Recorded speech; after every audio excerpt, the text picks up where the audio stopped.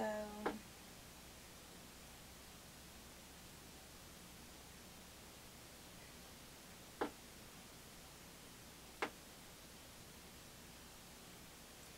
hope that this is just dragging. So sorry that I am just talking so slow.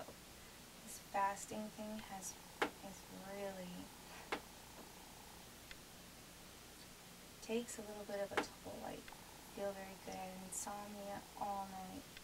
Couldn't sleep, and I found out, I had to look it up online, that insomnia is a side effect of fasting.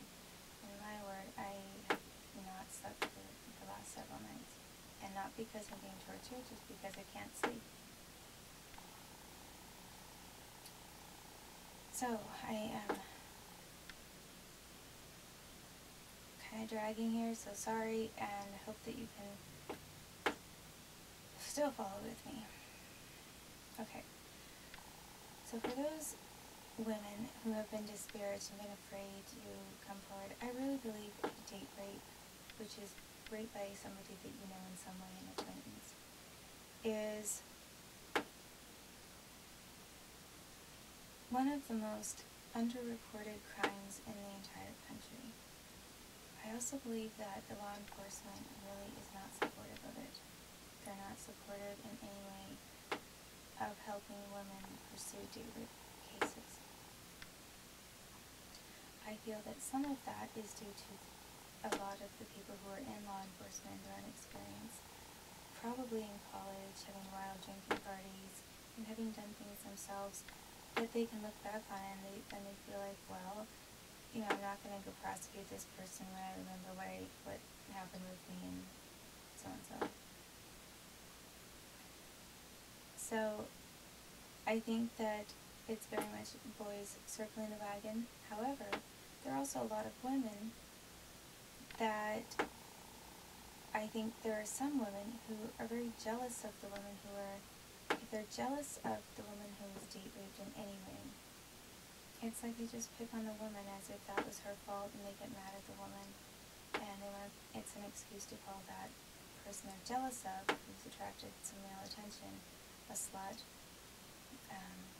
easy, wanting it, changing her mind, that kind of thing. So there are also some women who are extremely catty, and they will use a date rape report against one other woman just to, I think, protect their own territory and, I don't know, the man field. And then you have, of course, some conservative married couples. Sometimes the people who get married right off, you know, everything works out for them according to their beliefs the way it should. You know, they believe they should wait until they're married, and then they did find somebody to marry. They never had anything bad really happen to them. They got married, they have a faithful union, and they cannot easily relate to somebody who's been date raped, maybe. They don't really understand what that's about, and they don't understand why that couldn't have been avoided. You know, why did you put yourself in that situation to begin with? Or why were you there with him? Just a whole range of things comes up. And it sounds very strange to say that I'm against abortion, even in the case of rape, and I don't mean to be judgmental and harsh on women who don't think about it, and I don't think about the life of a child and do that. I'm very strongly supportive of women who've been raped, and I believe that more women should come forward, because the more who do refuse to listen to those who say don't do it, it'll ruin your reputation. The more women who refuse to follow that advice, the further it's pushing in on the boundaries and that sometimes law enforcement has set up against women, or that the system set up. And I think if you keep pushing and you get enough women to do that, I think you're damn right. So, I think it's possible that then more women, law enforcement will be forced, and prosecutors will be forced to take it seriously as a serious crime, and more people will be educated in earlier time as to what sexual crimes are, the definitions. I also feel that in compensation for date rape, and especially for anyone who does have a child, whether she's a single mom, whether it's from date rape or a consensual union with someone and she's a single mom, I think that there should be stronger financial support for those women, because that makes a possible perpetrator think twice before doing something. There are too many men who feel that they can rely on the buddy system to pull them through. If they do something wrong, they don't have to worry about it. They're not worried about getting caught. They're not worried about being penalized or prosecuted. And all they have to do is fall back on the old, she changed her mind, she's a slut, that kind of theory. And so, with that, I want to talk about a couple of definitions, at least for Oregon State, regarding sexual offenses. According to the ORS, that's the Oregon Revised Statute, 163.305, number 4. Mentally incapacitated means that a person is rendered incapable of appraising or controlling the conduct of the person at the time of the alleged offense. Kind of wordy. But what that means is that a person who is mentally incapacitated means somebody who is influenced by drugs or alcohol and is unable to consent. For example, maybe they didn't have just one drink.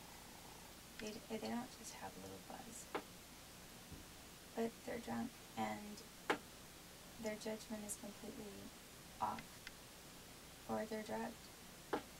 Those individuals, by law, are unable to consent, even if they say, yes, let's do this. If they're drunk, they're not giving their consent. They're unable to give full consent. So that's the law.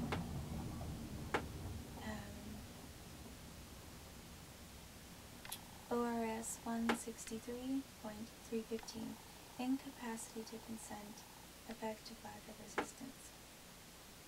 This is regarding somebody who's drunk or drugged and if they don't fight back for some reason. A person is considered incapable of consenting to a sexual act if the person is, C, mentally incapacitated. Of course, then go back to the definition of what mentally incapacitated means. ORS 163.375, rape in the first degree. 1. A person who has sexual intercourse with another person commits the crime of rape in the first degree if A, the victim is subjected to forcible compulsion by the person. For example, you say no several times. If you try to push them off, you don't just say no, but you are trying to get out in some way. That person holds you down, whatever, and forces you. That's rape in the first degree. B, the victim is under 12 years old, regardless of age. C, the victim is under 16 and is a relative to the perpetrator. D, the victim is incapable of consent by reason of mental defect, mental incapacitation, again drunk, or drugged, or physical helplessness. And then number 2 of that point of that law is that rape in the first is a Class A felony, which means that you would be a registered sex offender for the rest of your life, which is not helpful to anyone's career. And, you know. So first I want to talk, before getting into some things that later happened with the FBI, first I'm going to talk about 2 rapes that occurred. One in 1998 for me, and one in 1999. And the first rape, the first one I just called rape, and then the second one I called date rape. I don't know, because I felt it was a little different in some ways. There were a few things that were different about it. But the first rape was by a coworker. I only kissed one person my entire life. I hadn't held hands or touched anyone or kissed anyone for 6 years. I was extremely conservative. And I did date, but I didn't do anything with anyone. I agreed to go on a date with this man that I worked with, Josh Gatop. He decided that he wanted to get some wine and an apple and cheese and a paring knife. So we went to a store. Well, at the time, he said, "Where do you want to meet?" And I told him where, because at the time I was living in Lake Oswego, Oregon, and I used to go down to the dock. There's a river there, and there's a dock by a park. And I used to go down to the dock a lot of times by myself, and the weather was so nice, and I would just sit out there until the moon came up and think of different things, creative ideas, and just enjoy the weather and look out on the water. Sometimes pray. And I said, "Why don't we meet on this at the dock?" And then, so we did, and then he said that he wanted to get these things. So we went to the grocery store, and he picked everything out very particularly. It was a really big deal what he was getting specifically, and he got a bottle of wine, red wine, an apple. He purchased a knife, and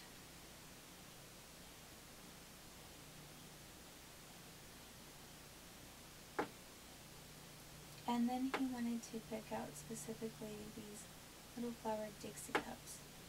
And he wanted Dixie cups. I don't know, it's kind of weird. So, and he wanted a specific kind of Dixie cup. He didn't want one kind of plastic cup. He wanted Dixie cups. And then when he found them, I remember he said, "This is what I want." Yeah, let's see. So, after making a very particular selection of these different items, we went down to the dock. I did not drink at all, but I said, "Well, I'll have a glass." I had maybe one glass, or one little Dixie cup worth of red wine or less, maybe half of the Dixie cup. But because I never drank, it affected me, and we made out a little bit, and I assumed I'd go to his house and where it was warmer, and because it was getting cold outside. Oh, and then the police showed up, and he acted like he knew the police. It was Lake Oswego police, and they acted like they knew him, and they moved him off and talked to them for a while. So then, after he talked to the police, he then suggested we go to they said that we were there at the park too late. He then suggested we go to his house. So, since we were there at the park too late, that made sense, and I'd been to maybe it's not a good idea, but I'd been to many men's houses, and nothing ever happened, no one did anything to me. So I didn't have an instinct of something wrong with that.